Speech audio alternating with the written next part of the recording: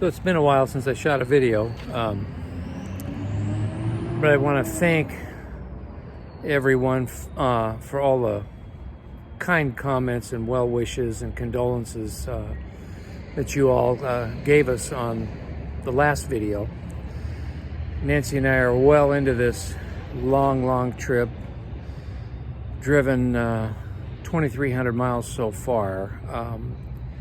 We've been to the family memorial already and met up with a lot of family there. And then we decided to extend the trip as long as we were heading into the Great Northwest. After the memorial in Oregon, we turned east and headed to my brother's place in the Inland Empire. And so got some interesting clips for you to look at coming up on this little video. I hope you enjoy. And again, thanks everybody for all the condolences, well wishes, and great thoughts. Nancy and I really appreciate it very much. Enjoy the next part of the video.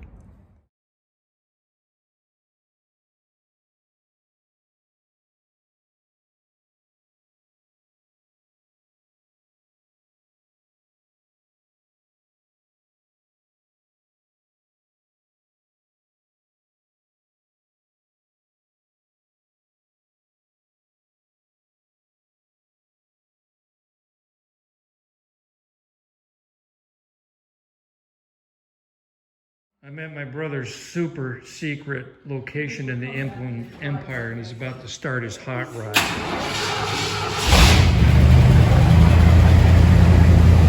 390 mild RV cab. Eat your heart out, Arco. I don't want to show your license plate.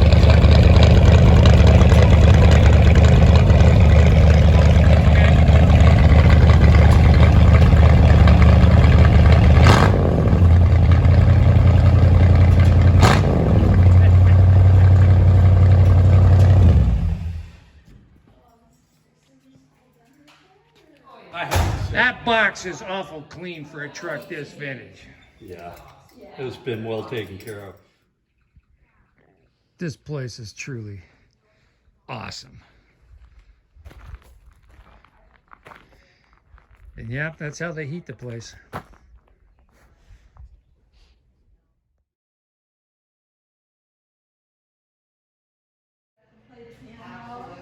So we're in the Cooterville, Idaho pub and grub. And this is probably one of the best burgers I've ever had in my life. And the character of this place is awesome.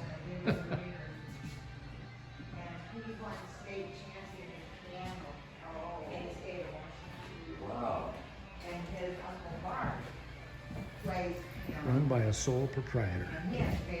She does everything by herself. She waitresses, cooks, bartender, and then the young kid about 14. the whole gets up, 9 plays yards. the same tunes. Cowbell much smaller and softer. Yeah. But it was the same song. They both got standing ovations. Oh. It was on Sunday morning breakfast. I'll bet, yeah. Yeah. It is kind of nice to see that.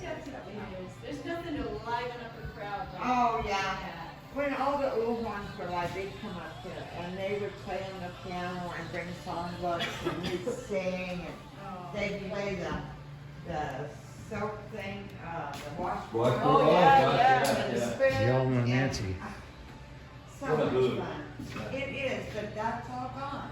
I mean, Do you think COVID was part of it?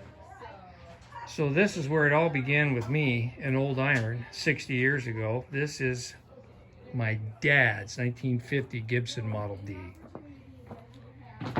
And I grew up with this, my brother grew up with this, and then my brother had it at his place for a long time, and his kids grew up with it, and then he upgraded to a Farmall Cub, I think, that his father-in-law had, and so this fell to me, and then my kids grew up with this.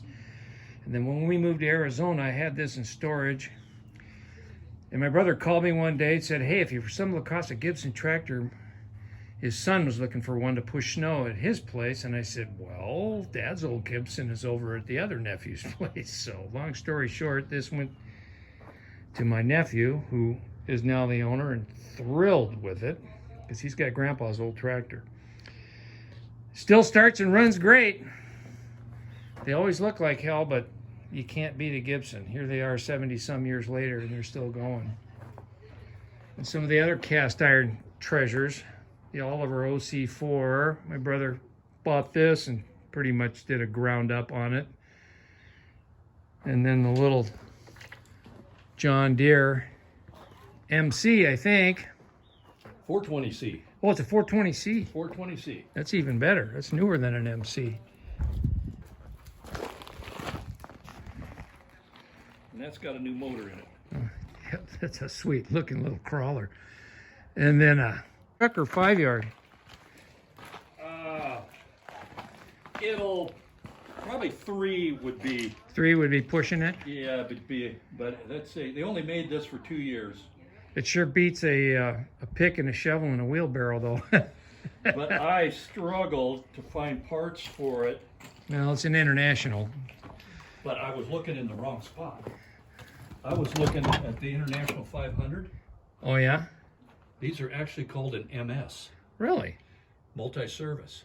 They made everything from fire trucks to, of course, this was an old farm truck. Yeah. And so now I can go on Rock Auto and buy parts for this thing. I'll be doggone. But I mean, it runs great. Well, it looks great, too. Look at those cab corners. But this is sweet. There's no rust in this. The only thing I'm surprised, bro, is you didn't get one with 4-wheel drive. So we got McCormick, we got Fordson, McCormick Deering 1530, Rumley oil pull. I think that's a John Deere D. Oliver 70. I'm betting a Cat 22, and a Cletrac, a Case cross motor. I'm not sure the rating on that. And then I believe, oh, that's a Rumley hay press, super rare. And then a 36 Ford truck. Not to mention all the other cast iron. So this is my brother's latest project. He picked up this little Ford 4-wheel drive. Can't remember what year it is. 58, 60, something like that. You Ford guys will know. I'll have to ask him. It's got a sweet running little Y-block V8 in it. And good tires and all that. He's got some front end work to do to it. But the cab is a little rustier than he likes. He wants to deal with anyway. Oops, shadow. It's got a nice flat bed on it. Diamond plate. So the plan is cab swap. This is a really nice cab on this truck. So this is the donor. He's gonna pull this